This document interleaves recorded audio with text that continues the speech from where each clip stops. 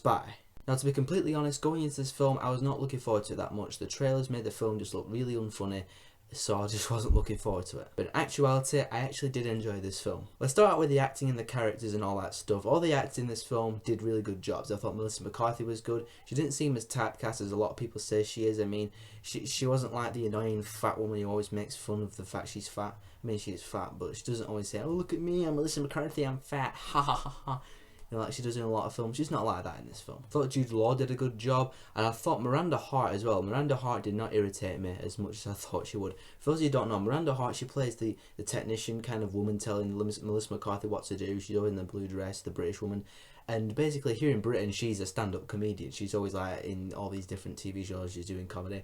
And I just personally cannot stand the woman. I mean, you know, like in the film, you see from the trailer, she has this really posh British accent. That's not put on. She talks like that all the time, and she just irritates me so much. But in this film, she actually, it did work for her part, so it didn't really annoy me as much as I thought it would. Rose Byrne, I thought really good as the villain. Really different seeing her as the villain for one. She's always like the really cool supporting character. She's actually a pretty good villain. But for my money, by far the best actor in this film, Jason Statham. Jason Statham completely made this film for me. He's like this over-the-top, really unrealistic spy who always tells Melissa McCarthy all these things he's done. Like you saw in the trailer, he's like, "I once drove a car off a bridge onto a train on fire.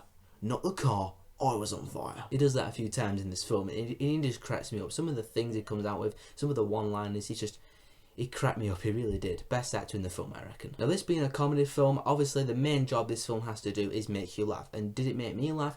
It did. The film did make me laugh quite a few times, actually. I will say there are more chuckles in this film than laughs, but when the laughs are there, they're there. But besides in this film having the laughs, it also had some funny dialogue with the characters, specifically Melissa McCarthy. Some of the stuff she said to this Swedish guy cracked me up, and also Jason Statham has the best lines in the film, and it's just really good dialogue. Plus it had entertaining action scenes, entertaining chase scenes, entertaining fight scenes. They're all really entertaining stuff. Plus we got a cameo from 50 Cent himself, which adds something. In terms of any gripes, I will say, yeah, there are more chuckles and laughs.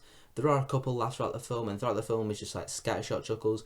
And the middle bit does slow down a tiny bit, and you're like, okay, let's get something happening. Then something happens, and then you start laughing, and yeah. Which on that note, when things slow down, you can tell that the writers pretty much forced a joke in there to just get a cheap laugh out of some people. Like sometimes the joke just doesn't fit with the situation.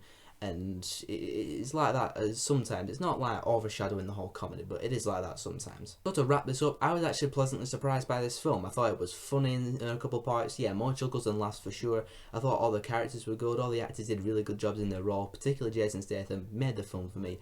And yeah, it's just a really decent spy comedy movie. If you like spy comedy films, go watch this film. I will give Spy a 3 out of 5. Plus at the start of this film there is the opening credit sequence, and it's a complete homage to James Bond. I mean, you have like the all visuals behind with the woman and the gun, and you have the awesome song behind.